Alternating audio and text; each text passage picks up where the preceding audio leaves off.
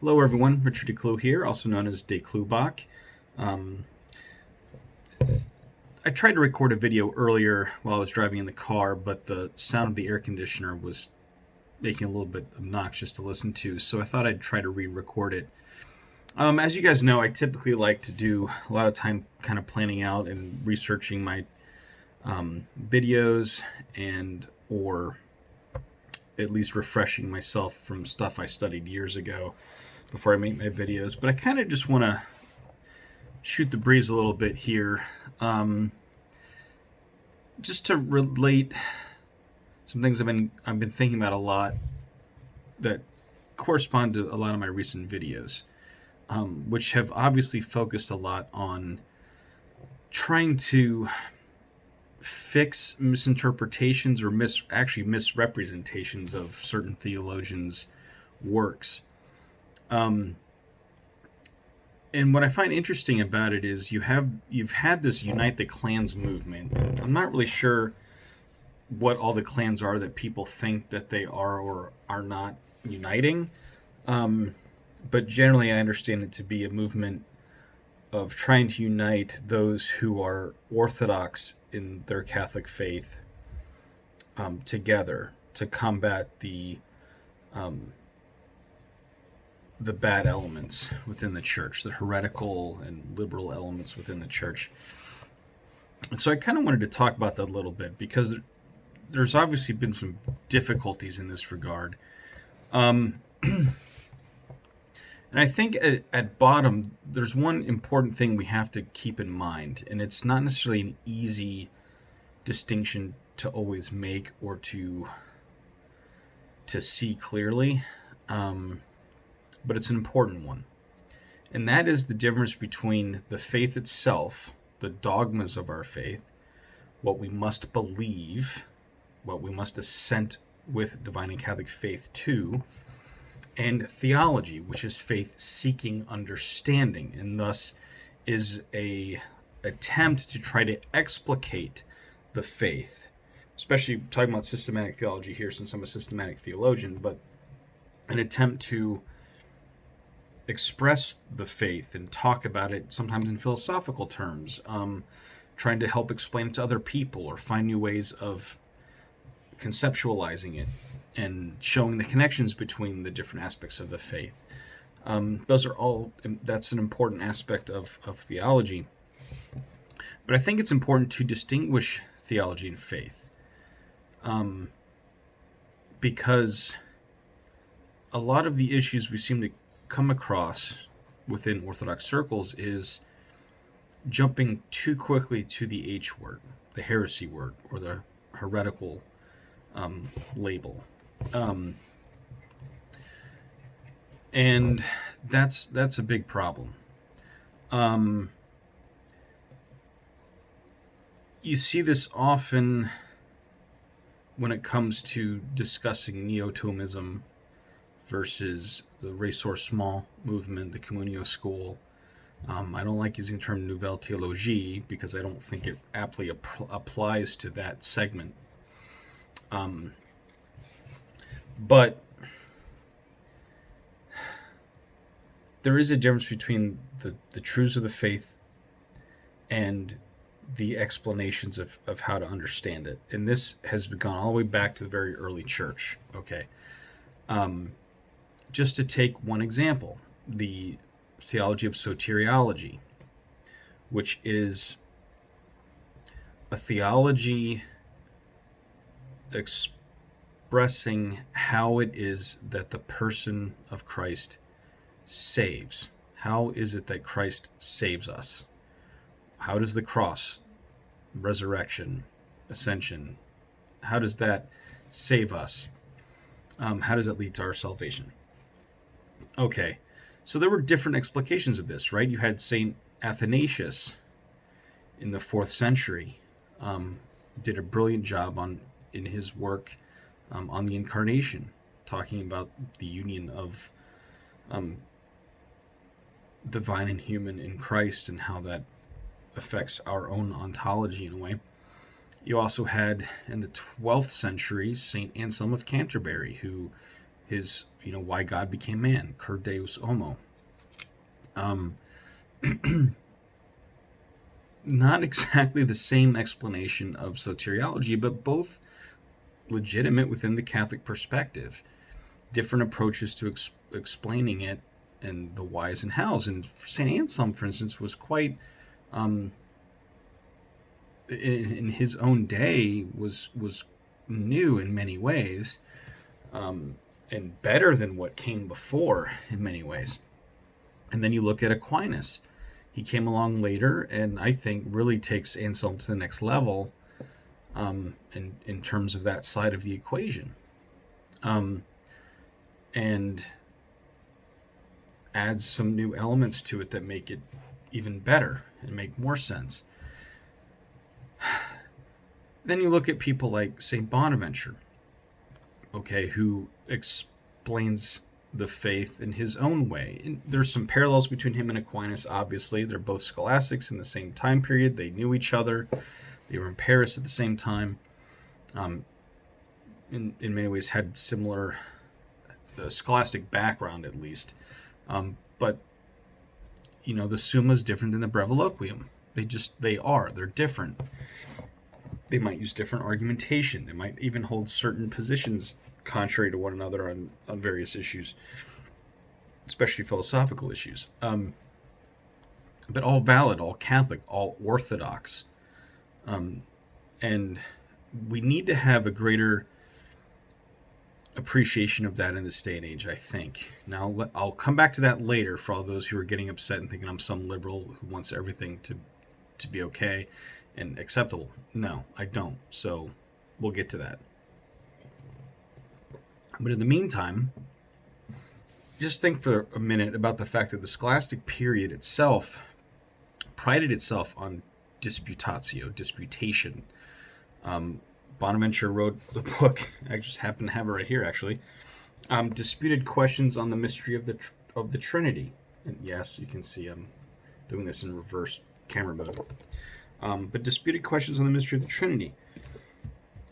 There was a lot of debate in theology back in those days. It was alive. There was a lot of discussions and disagreements and sic et non, yes and no, and how to raise new questions and answer them and all of the like. And orthodoxy was the boundaries. Like you can't deny the incarnation. You can't deny the fact that the cross saves. You can't deny that the incarnation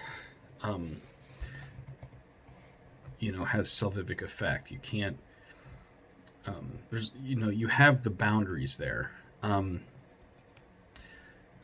Later on, I think, and again, I wasn't there, I'm not an expert in neo-scholasticism per se, but I think one of the things you'll find some of the ressourcement communio school guys, when you, like, for instance, Ratzinger, when you see him in his memoirs talk about how he didn't like his Thomistic studies, he pretty much explicitly says it probably had more to do with the professors presenting it than it did Thomas himself, because he found in the professors themselves that they stopped asking questions. There seemed to be lacking the excitement of really wrestling with the material, and it was like they were just cold, calculated, repeating just formulas that they had learned, and that was it. And you just memorize it and you move on. And so they just found it to be lifeless, which is why he found himself more drawn to someone like Augustine, who seemed to be more of a whole person in his expression of his theology. And so if you look at that manualist tradition, there may have been a tendency to not allow as much debate about certain things. It was, no, this is it. This is the way that it is. And you just memorize that and move on, and this is what you're going to use when you go out and teach and preach. And that's why it's neo-scholasticism rather than scholasticism. There is a difference. So, and part of that was because it was a result of trying to overcome the Protestant Reformation and its tendency to just allow disputation to the point of complete disagreement and disunity, which is bad. So obviously there's limits there.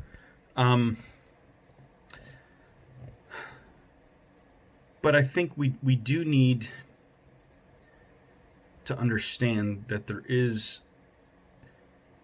well, first of all, let me put it this way.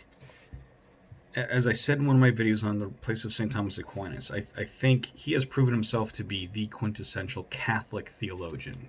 And I don't think there's any topic that you can discuss that should always just leave Aquinas to the side or not consider his work or what have you. But at the same time, just because something is not explicitly Thomistic, meaning if it doesn't cite Aquinas, it doesn't mean it's anti-Thomistic. For instance, St. Bonaventure had some misgivings about Aquinas' tendency to just sort of love everything Aristotle said and trusted human reason more than Bonaventure himself did. He didn't trust following human reason nearly as much as Aquinas did. He was just more leery of the whole bowing down of theology to philosophical positions too much, just in general. He felt we needed revelation precisely to heal human reason. It's a little bit more nuanced. They're both Neoplatonizing Aristotelians at bottom, so they're actually quite similar in many ways, but they did have a different approach to theology. And I guess what I'm trying to get at is that it's okay if someone likes Anselm or finds Anselm's explanation more understandable to them than Athanasius, and vice versa. It's okay if someone likes the way that Bonaventure presents the Trinity in his works more than they like the way Aquinas does. You're not a heretic because you have a different Catholic theologian, different doctrine of the Church that you gravitate towards and find more understandable, and therefore draw from more. You know, St. Thomas Aquinas drew heavily from Augustine, and so does Ratzinger, right? So it's hard to argue that just because Ratzinger doesn't cite the Summa a lot doesn't mean he's anti-Thomistic. There's a difference between being not Thomistic in an explicit sense and being anti-Thomist. It's not the same thing. There are things called complementaries. Not everything's a contradictory, right? There's complementaries, there's contradictories, there's contraries. So there's different categories that we can use to talk about things. We can have two different theological expositions of something that are not mutually exclusive, and just might be the same truth expressed in a different way, which is different than having a completely different dogma or infallible doctrine, or even regular doctrine. So I think that's one thing we need to keep in mind. We need to be very careful about judging everything as heretical if it's not Thomistic, if it's not found in the Summa, which is not a magisterial text. It just isn't. And Aquinas also wrote other works too, not just the Summa. So that's important to keep in mind as well. So I guess that's just something that's really been on my mind and heart a lot lately, because I get this feeling that it's not helping when people try to attack certain theologians just because, like, well, you know, Aquinas said it this way, therefore this other person is wrong. Well, no, not necessarily.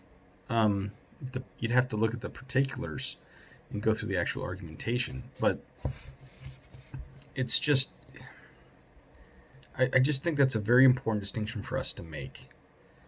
And we need to be very careful about what we understand orthodoxy to be and to mean. You know, right praise, right doctrine, you know, right belief, as opposed, you know, and I would include in this orthopraxy. I think, you know, we do need to look at that more as well.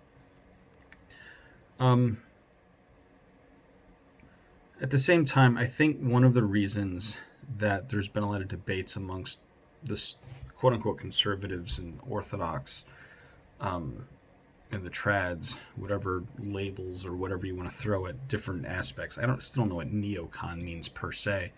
Hear all this stuff thrown about all the time, and it just seems to be a way of labeling someone so you can dismiss them, and I don't find that helpful.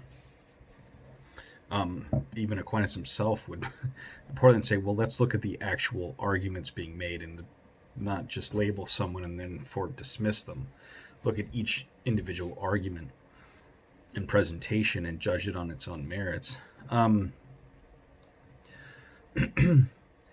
But there's been a failure within the church, in the hierarchy of the church. I think it's pretty clear, to deal with actual heresy and actual heteropraxy. And that's kind of leading to this. It's making us allergic to any disagreements whatsoever, or any difference in preference for theology, a different theological expression than another, that are not necessarily, again, contradictory per se. And there's also the realm of theological opinions, which means, well, there isn't a definitive Catholic stance on something. That's a realm that's still open to some debate. And it's speculative in many ways, and there can be disagreements there. Now, they can be strong disagreements, and I'm not opposed to that. But you have to be very careful about calling it heterodox or heretical in those instances. But the failure of the hierarchy hasn't made this any easier, because then you have someone like Hans Küng, who flat out rejected papal infallibility as one example, was never excommunicated. He had his license to teach as a Catholic theologian removed, which he found a workaround, which was to get a position as in the philosophy department on the Protestant side of the Tübingen school, in philosophy of religion. So he still got to teach whatever he was going to teach anyway, just not as a Catholic theologian. Well, that really didn't accomplish much, did it? Probably should have been excommunicated. And there's failures there. You can point to other people as well. Certain priests who are going around advocating different alternative lifestyles. Not okay. Let's not even get into the Pachamama thing right now. Blood's still boiling from that debacle. And liturgical abuses. Let's get real here for a minute. In many parishes, liturgical abuse has become the norm, and nothing's been done about it. Sometimes people complain about it, nothing's still done about it. And that's a major problem. And I really think we need to pray for and support bishops who are more along the lines of the Saint Cyprian, the Saint Ignatius of Antioch, Saint Polycarp, Saint Innocent III. Like, we need more of those things, I think, because one of the problems that those who try to be orthodox in the faith deal with is the fact that so many people who are not faithful have free reign, and it's led to a lot of problems, and it's very disheartening when you can take theology classes where the professor obviously teaches against magisterial texts and nothing's done about it. Like, that shouldn't be allowed, and it is a dereliction of duty on the part of the hierarchy and the bishops and even superiors of religious orders that allow that kind of thing to happen. But it's still not an excuse within those who are Orthodox to overly denounce other people within that movement. And maybe part of my issue is that I don't like being put into a specific box when it comes to my theological preferences. I like to look at individual expositions of different aspects of the faith, and say, I really like this person on this topic, and have you seen what this person wrote on that one? That's brilliant.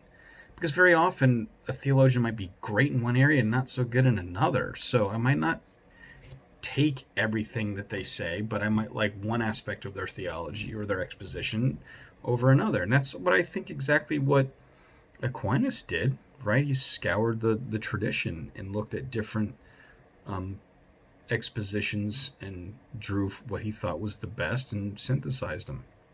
And that's what I think good theology does. So there can be a bad habit of trying to, am I of Paul or am I of Apollos or am I of Peter? No, we're all Catholic Christians, right? We're of Jesus Christ. And we can draw from one another and learn from all of those fathers. And, we're going to have different preferences sometimes. And we'll find some arguments from one compelling over the other. We don't need to just stick to one theologian only, ever. Go see my video on Aquinas for that as well, of course. But anyway, that's just my thought. I think we need to make that distinction between orthodoxy and theology. Now, granted, there can be bad theologies, right? So good Catholic theology presupposes the faith. It's faithful to the magisterial teaching, it's faithful to dogma and to infallible doctrine, and presupposes that. If it's denying that as a first principle or as a presupposition, then it's not Catholic theology. It's heterodox, and we can call it that. Otherwise, though, we might say, well, I don't find it convincing. I find the reasoning to be bad. I find it's not a compelling argument, or it's a poor presentation. The analogies aren't very helpful or useful. You can have different opinions on that. You can have evaluations whether or not it gets a C- or an A+, but that doesn't mean you have to label it heresy. Okay, so let's try to have some calm and collected heads in that regard. That's just my 2 cents. I'd be happy to hear yours in the comments below. And if possible, support my channel if you can with money, or I'd appreciate it. I've got links to my donor box down below in the pinned comment because I can't get it in the description for some reason. And it's also associated with my blog, which I'd encourage you to check out as well, which is it's called Sapientia Nulliformis, and it's on the Wix site. And you'll see it spelled out in the donor box link itself. So anyway, check that out, and appreciate you, and God bless.